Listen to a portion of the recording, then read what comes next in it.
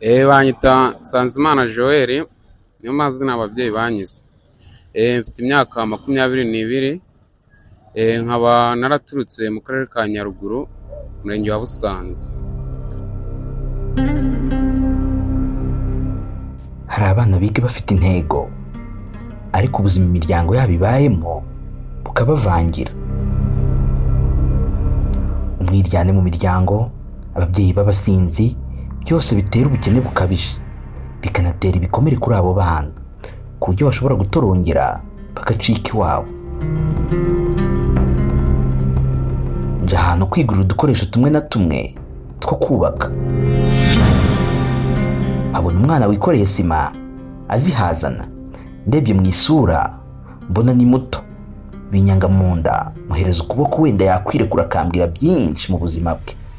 Umutima we waruhuka, kandi nanjye namwigiraho byinshi. Ikintu cyabaye wenda ntazibagirwa ni igihe yigeze kuza atangira gusererana mama, bapfuye umwana yari yahaye amafaranga yo kujya ku ishuri. Uwo munsi twanaraye hanze nyine basereye mbega barwanye. Uwo munsi turara hanze nyine, uwo munsi ntabwo uzabibagirwa.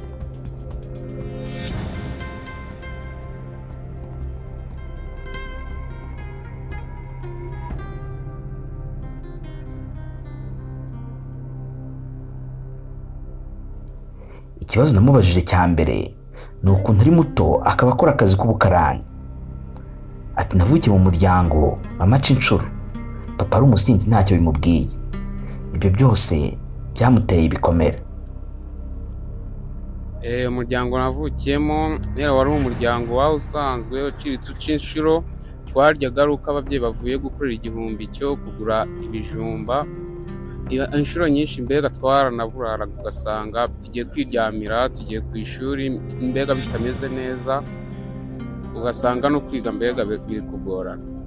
Akenshi wasangaga mama ari we ufite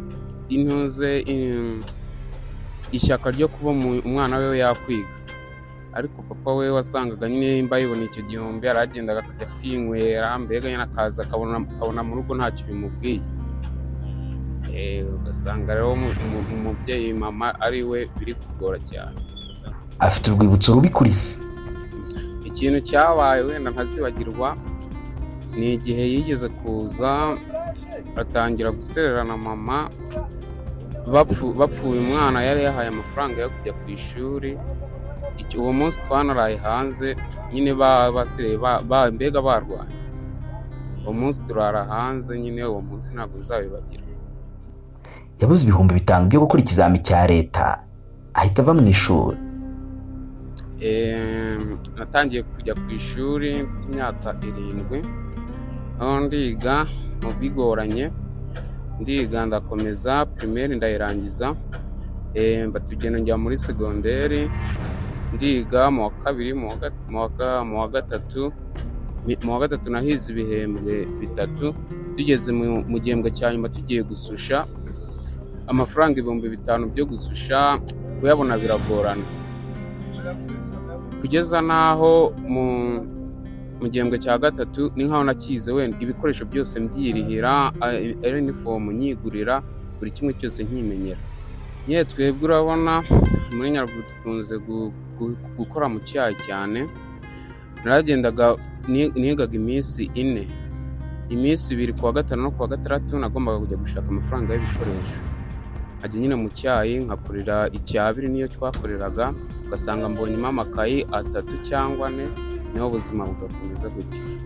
Ibi nayo bijyanye na school feeding, nyine naryaga mu rugo, iyo byabonaga naryaga, ibyo ku ishuri nyine ntabwo nakubibona bitewe na school feeding itabonekaga.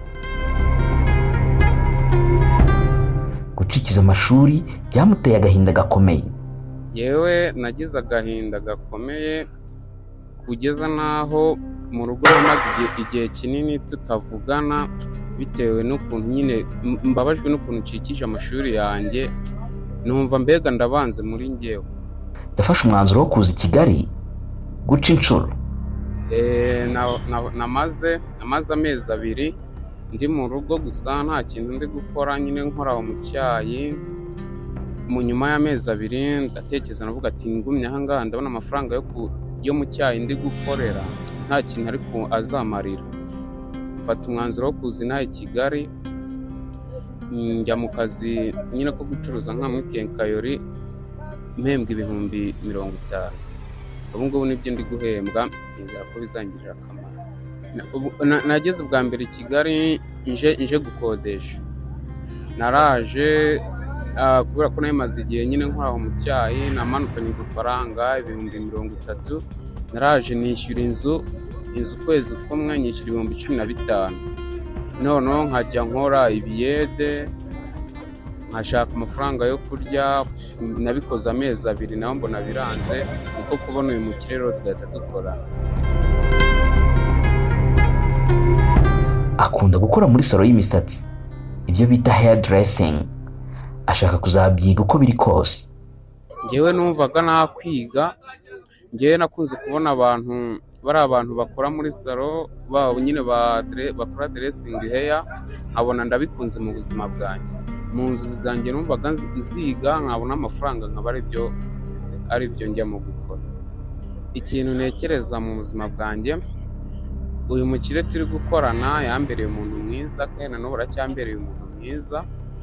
Amembera ku gihe, amafaranga twavuganye yampera ku gihe nta kibazo.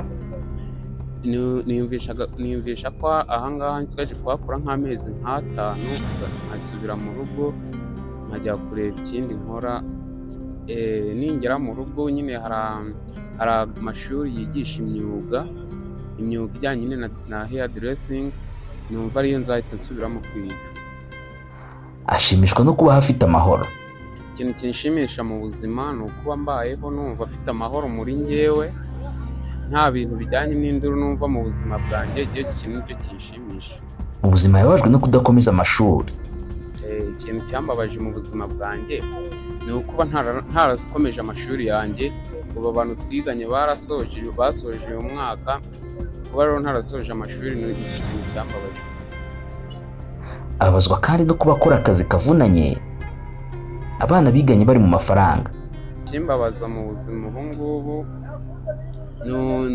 nyine ni nk'aka kazi umuntu aba ari gukora, akabura murabibona namwe kaba kavunanye cyane, ariko bitewe nyine no kuvuga ati nta kundi byagenda.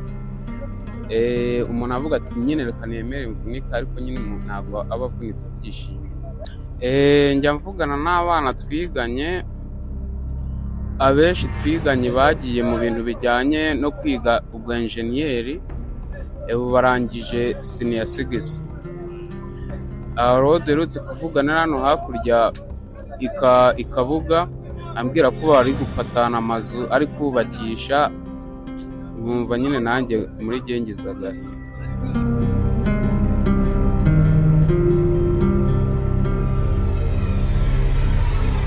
Asaba uwamugirira impuhwe kumufasha kugera ku nzozi ze.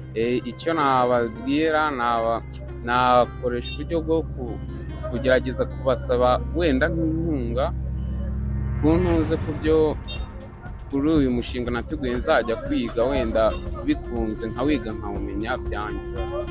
Ngewe ku kwezi mu 50 mpembwa, nkora saving 30.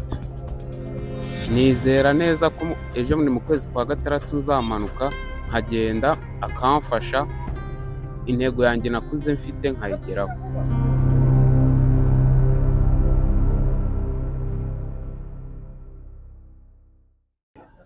Nimero yanjye ni 079 84 222 70. Next Hope TV yamuhaye ukuboko, nawe nimuhura uzamuha ukuboko azishima, uzanamugiriraho umugisha. Iyi Next Hope TV, kora subscribe.